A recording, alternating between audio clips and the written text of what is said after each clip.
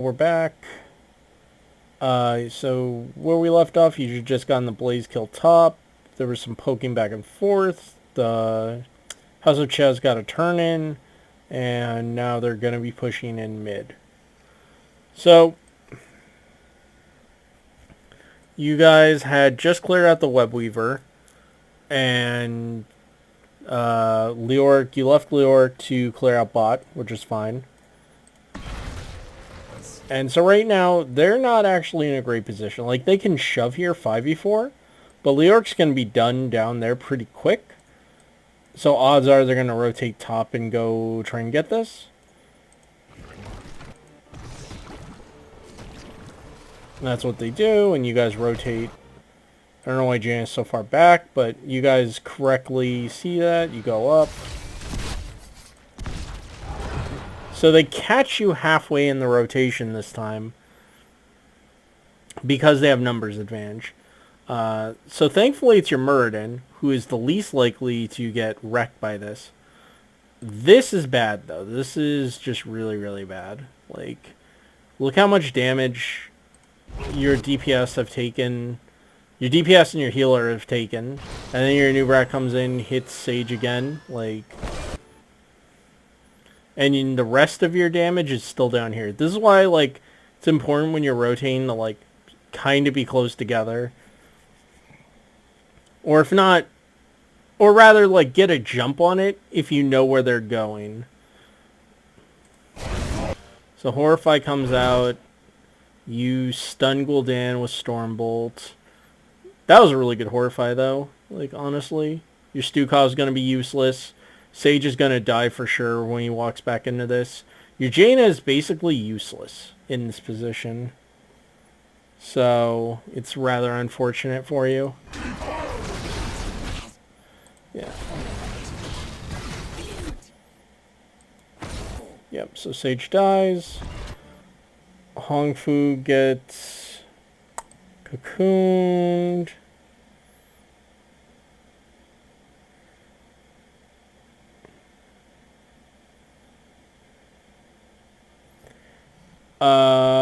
So yeah. You guys get wrecked here.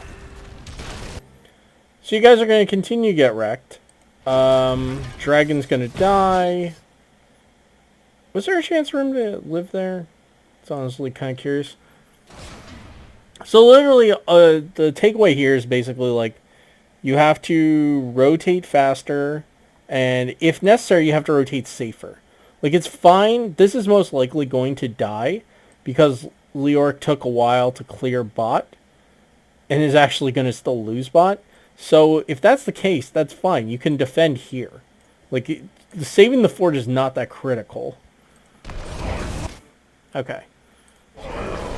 Dragon pops Avatar, does that, gets beat up. I assume, yeah, leaps out. And gets caught. Yeah, there was no chance. Okay. Yeah, once Blaze hits the E. Okay, so there's not much you can do there. But yeah.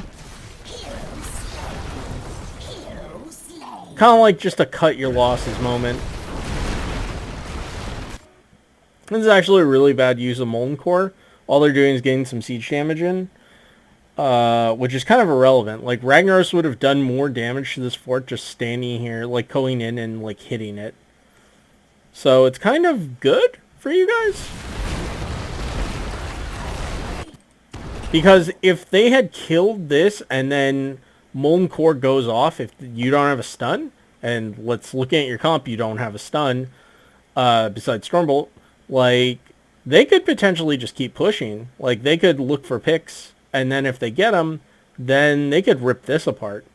Because, like, with Gul'dan, like, while they don't have very much siege damage anywhere else, like, Gul'dan, just with fully stacked E's and with Hunger for Power, he can rip this thing apart. Or if nothing else, like, they can look for picks, and if they get them, they can back off and take boss. Because right now, if they get keep, they still can't safely do boss. Like, you guys can still engage on them.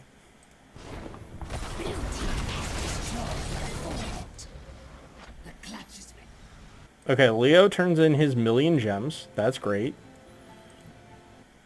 You guys check boss, but I mean, you don't need all 4 of you here to check boss. Like, and the reason I say that is because if they are on boss, then you need all 5 to do anything because they're a talent tier up, and because they have double tank, they can pretty successfully like lock this off from you guys. Although their boss take is not the fastest, so you know, might work out anyway. So at this point, all you want to do is get to 13, complete a turn-in, and then clear top. Because again, you want to kill top because it's boss lane. You can also kill bot. Like, you can have Leo do the siege camp and then do turn-in. And then bot is kind of free. Like, it forces them to deal with bot, or bot's going to get ripped apart without anyone helping.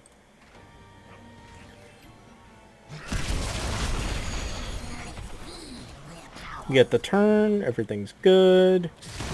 You're kind of posturing, but again, there's not really good reason to. You got 13 now.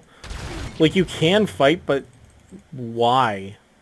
Like, okay, you have web weavers coming. Fighting does buy time, but you're fighting before they're dropping, essentially. Like, if you get wiped here, then they're just going to clean all this up for free. What you want to do is just kind of poke and not hard commit to a fight.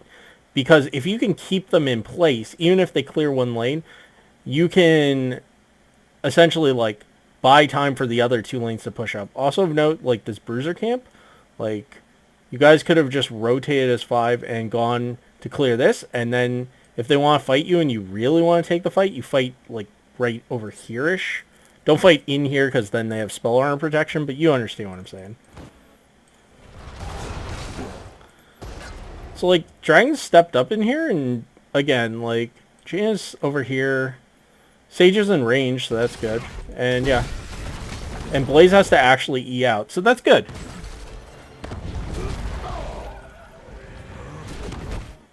So, Stukov shouldn't be this far up. Like, it's good that he wants to, like, get silences and autos and shit in, but, like, you shouldn't put yourself at that much risk going up with the tanks, essentially. And this is just... Okay, so again, like, this. As soon as they back out, at minimum, Jaina should have already been rotating to clear this, or Sage should have been clearing. Or even just do a full rotation and go clear this. Like, do it safely. Like, by just standing here, you're letting this get, like, full value against your mid-web weaver, and you're not accomplishing anything. You're not doing anything.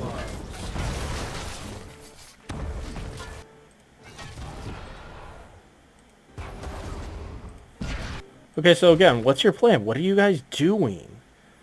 It seems like you want to, like, protect this, but you're not doing anything. Why isn't Sage here? Why isn't Jaina here? Like, why are none of the people who can actually accomplish things up here if you're trying to protect this? And obviously you are. Like, all you're doing is, like, you're taking free damage, and your web weaver's getting cleared. And you're getting a little bit of XP.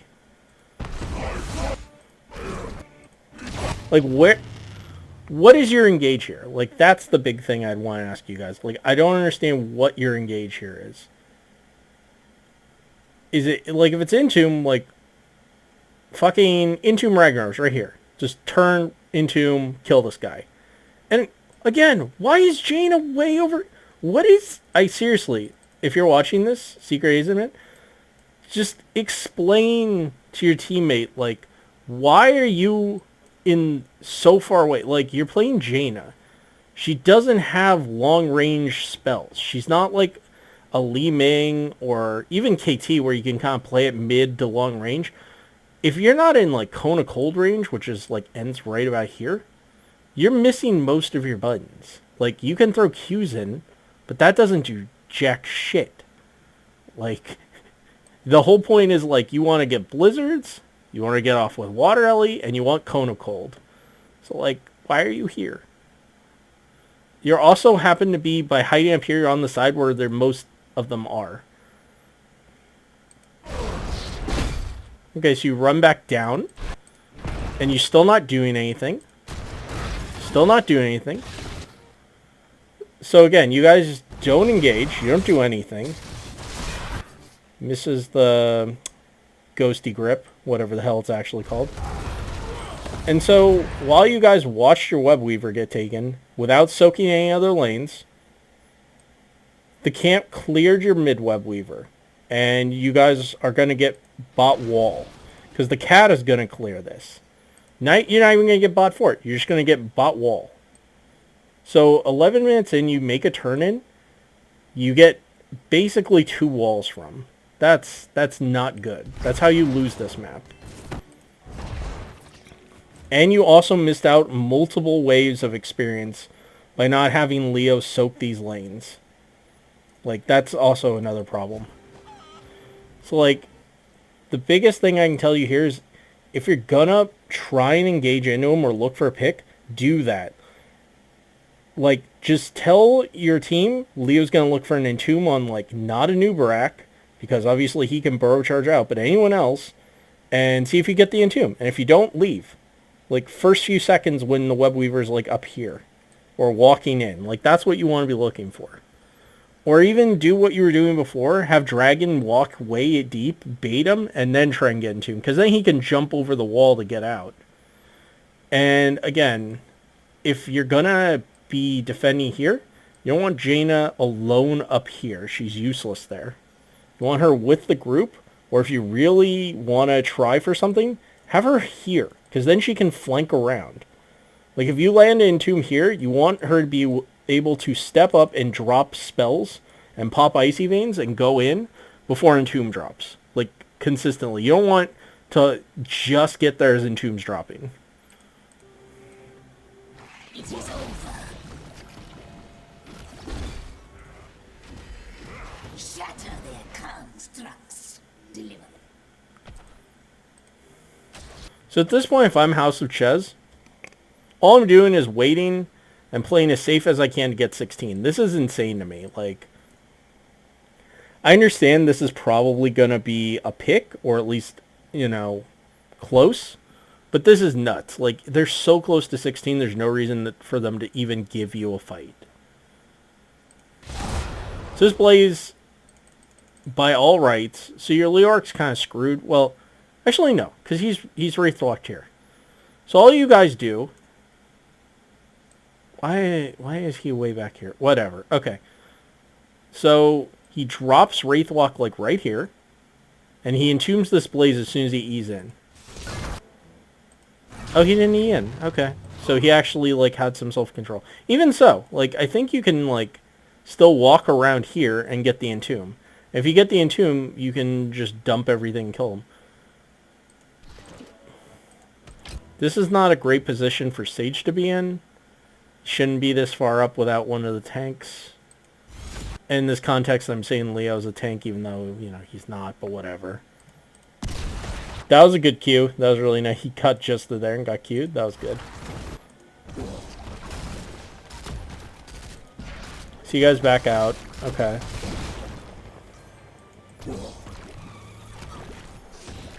What? Guys, so... we are... a level behind, a full level behind. Why are we letting all this soak go? Why are we letting catapults build up? What are we doing?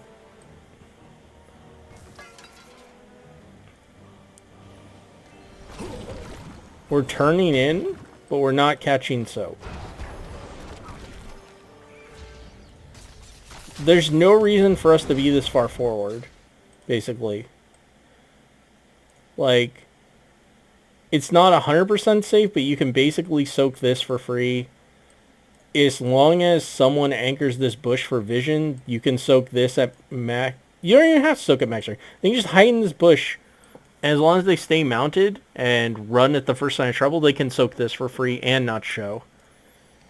So the good news here is like you have two, because the waves are going to push up, you have essentially 2 spots you can soak in. Which is like here-ish, if you let it go, if you let the catas push the wave forward. You can even like soak here even, like if you let the wave push up. And you can soak bot lane relatively safe. Again, you just want this bush so you can see what's coming. And you can just wait and get back into the game soaking XP like that. Like, your wave clear is good enough that you can afford to give them turn-ins. Despite what has happened already, you can give them turn-ins and you'll be okay. And then once the talents normalize, once you're on the same talent tier, then you can look to go on the offense. And they might even make a mistake. They might try and, like, go deep and try and pick you guys or steal a camp. See, like they're doing right now. So if you were here, as soon as you see, like, Lucio, or even, like, if you wait and see Blaze, like, you just bolt. You run out here, and you go, and you leave. But most likely as soon as you see, like, a Lucio going, because if a Lucio is looking around, that usually means other people are with them. So you don't see them. So that's the other reason this bush is big is because, yeah, they can theoretically flank around you. And while I think they're just going to stop on camp, if they're ambitious, they have beetles.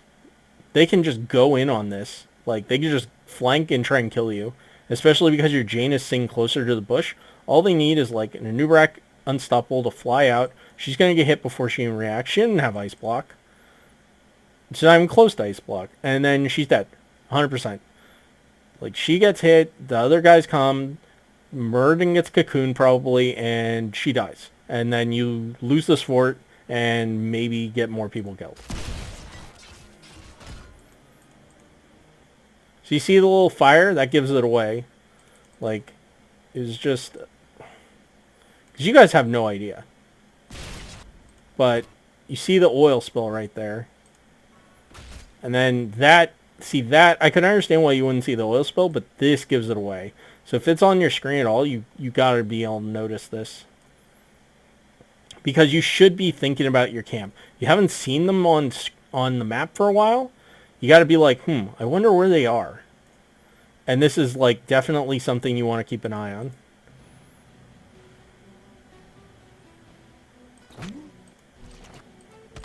And so you check, and that's good. You definitely don't want to invade without Leoric. Because this is probably something they're doing with all 5. And again, they can just fight you here. And now that they've taken it, they even have spell armor. So it is in their best interest to just fight you right here. Because your Jaina is now limited in effectiveness. Gul'dan just chunks you and leaves. Okay. So they bail, despite having a talent advantage, which is great for you. Talent and numbers advantage. So we're going to speed up.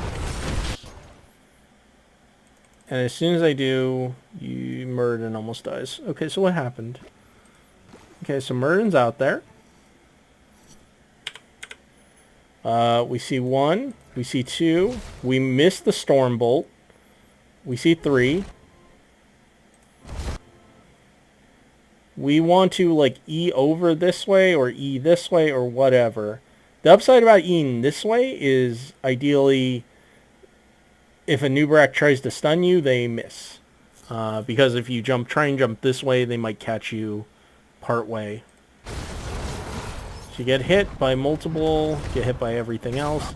The boop actually helps you here because it, helps you get away to safety. And that's a good swipe.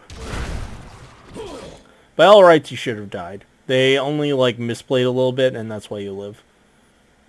Like, you're essentially at, like, 400 life because of dot. Yeah.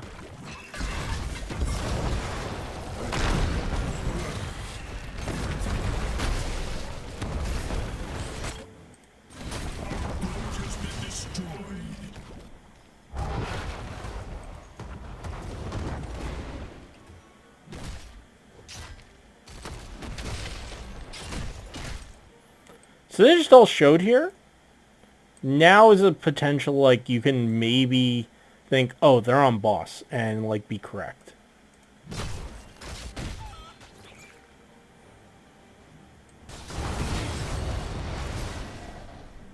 Guys get into another brawl. Not much happens.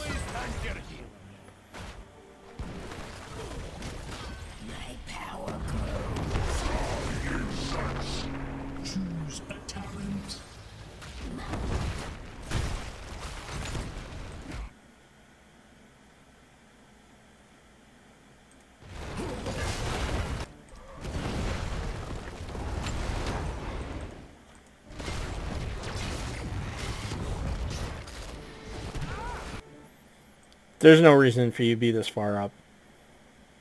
There's just nothing. Like, I get you want to try and, like, draw out cooldowns, but if you're so chunked out that you can't go back in, it's really bad. Like, you're just laying them tee off.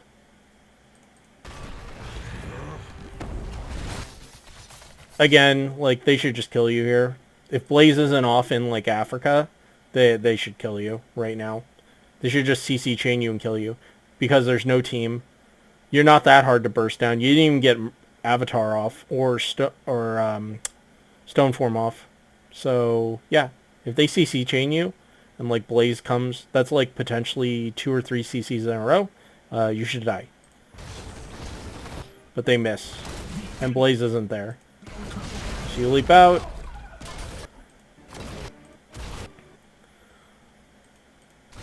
They're taking a really weird engage here. I would be all over this just wanting to go in. They have Cocoon. First person to step up, or even if they, like, all 5 of them come from this direction, try and engage on you guys. Or all 5 try to wrap around. Yeah, this is weird. Again, you're too far up.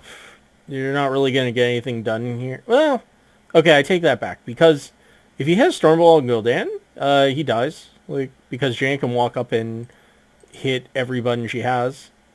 Oh, Sherry popped Icy Veins? Okay. Even then, I think this Gul'dan should die. What? Wait. So you... Hold on, sorry.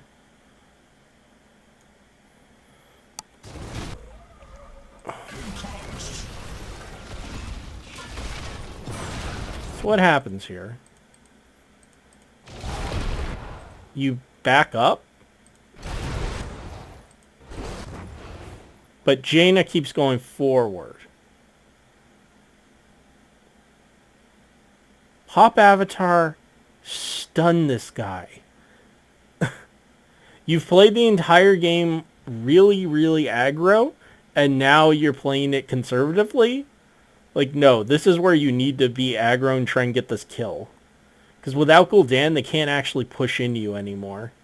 Also, not having Leo here is kind of wild, because, like, if they get a pick here, and they definitely can with Cocoon and 5v4, like, they can just end. Like, they can just kill your keep and end. Like, so, while I understand why you're having Leo clear mid, like, you also potentially, like, lose the game. So, I always caution teams about that.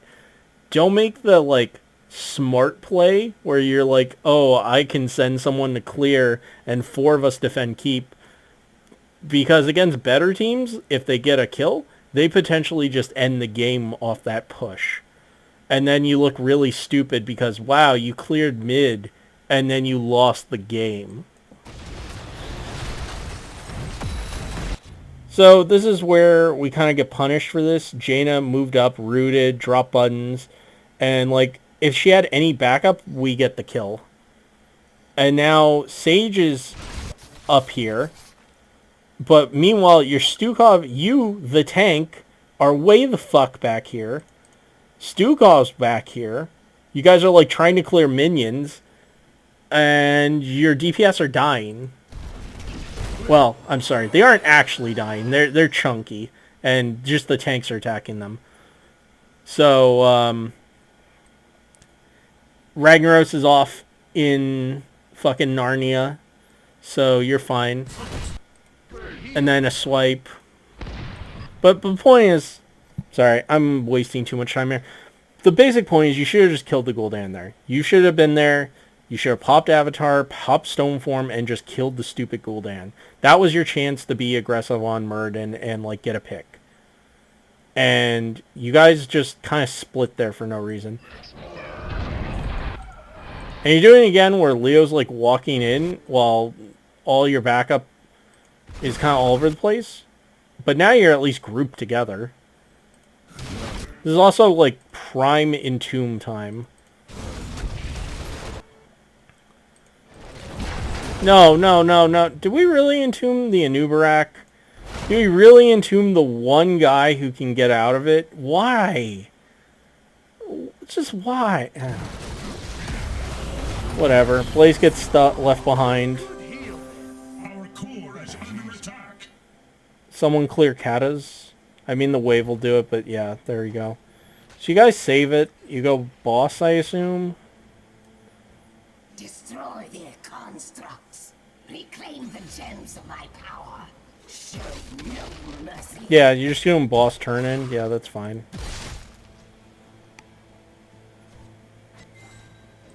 The gems are mine. Okay, this is great. You're on even talent tiers for this final fight. So, yeah, this is good. This is a really good... This is your chance to win the game. Despite losing basically the entire game, this is your chance to, like, turn around and win.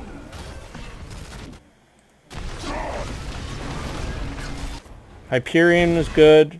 It's nice that it popped right on the buildings, and it's going to hit this too. Like, a lot of people do shit like pop it back here, and then it's gone by the time you waste some of it, and then it's gone. This is good. Stand Lava Wave is not as good. Yeah, the main problem is, like, the Ragnaros just makes this play so much worse. Like, if they didn't have a fucking Ragnaros, I think this play, like, basically ends on its own, even with the Gul'dan damage. But, like, specifically Lava Wave Molten Core makes it so much harder. The one upside is, like, this spawned after the Lava Wave had mostly passed. Hold up, hold up. What just happened? What'd we do?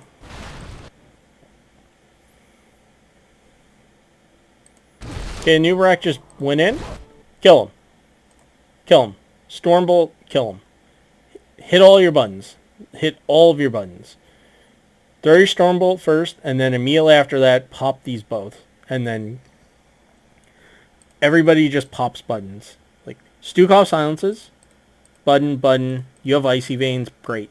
Icy Veins buttons. Drain Hope. And you just shoot him. This guy's dead. He should be dead. You Stormbolt late. You miss the Stormbolt. You still haven't popped your buttons. Your heal buttons. Jaina gets wrapped. Horrify goes off. You still haven't hit buttons. You should have been dead, by the way. But because they used cooldowns incorrectly, you live. Sage is here? Question mark? What the hell happened?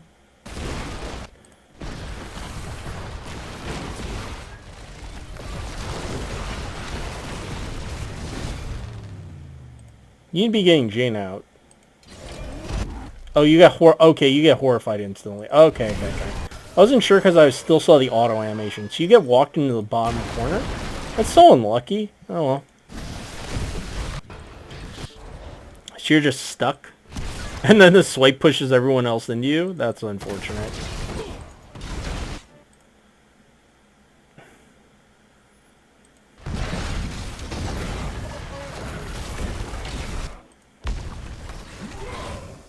And then it's 5v4. Okay.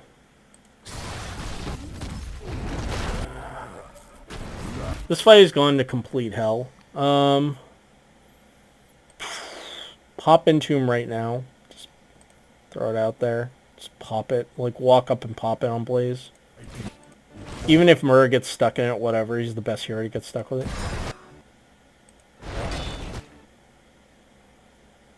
This is fine, except the problem is, like, the Blaze is in your backline.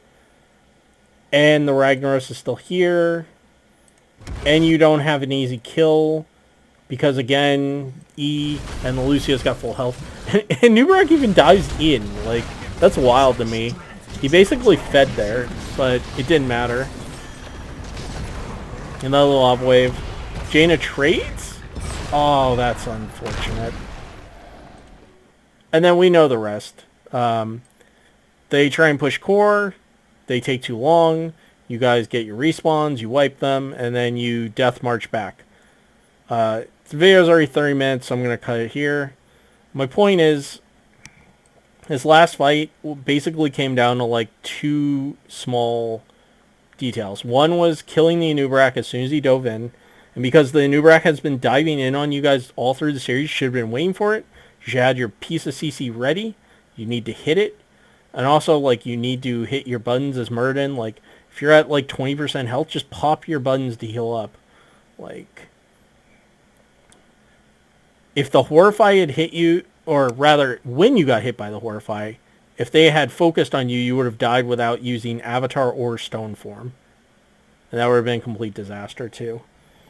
Other main thing to take away, like your DPS, again, it almost goes back to the last Tomb game I looked at of you guys, where you're a little too split up. Now, you're doing better in team fights, but there are too many times where the Jaina seems to be on a different page or trying to play super safe.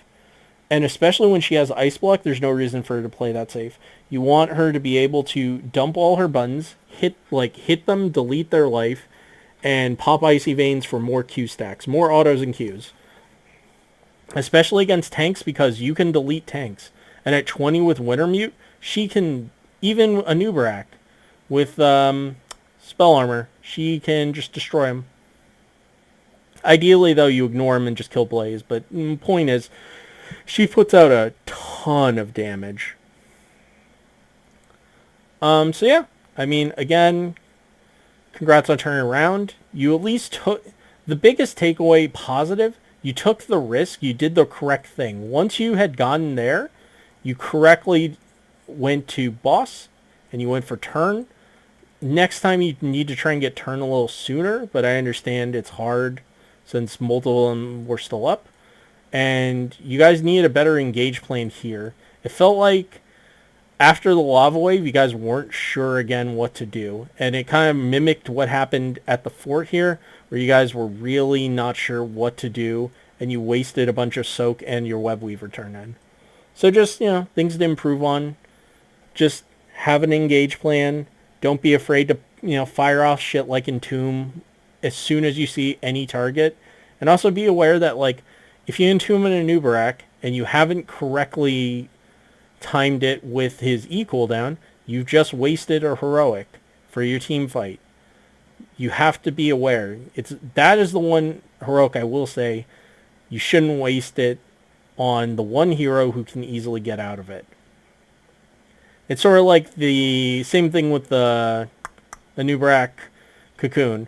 And the opposing team has like one hero that's really good at clearing it, like a Li Ming with Disintegrate, or a Rainer, or a Tychus, or whatever. And if you cocoon anyone else and they're right there, well, your cocoon gets cleared for free, you just wasted it. So, just something to keep in mind. Alright, I'm going to end it there. Thanks for watching. Hopefully this feedback helps.